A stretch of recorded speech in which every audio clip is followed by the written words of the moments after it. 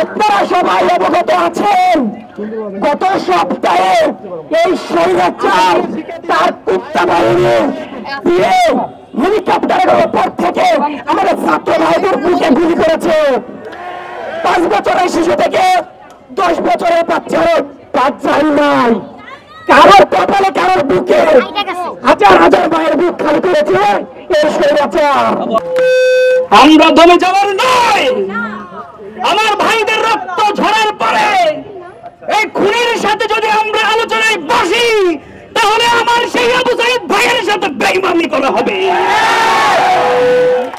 সকল পেশাজীবীর মানুষ যেহেতু একাত্মতা হয়েছে, এই আন্দোলনের কোটা সংস্কার আন্দোলন নয়, এই আন্দোলন স্বৈরাচার পতনের আন্দোলনে পরিণত হয়েছে। এ সরকার প্রতি বছর দফায় দফায় কোন ইস্যু যখন তৈরি হয়, নতুন এক একটা ইস্যু তৈরি করে আন্দোলনকে বানচাল করতে চায়। এ সরকার এই আন্দোলনকে বানচাল করার জন্য বিভিন্ন ইস্যু তৈরি করেছে। আমরা দেখেছি সাম্প্রদায়িক দাঙ্গা নামে এক একটা ইস্যু আছে। এই ধরনের ইস্যু যদি তৈরি হয়, আমরা সবাই সজাগ থাকবো।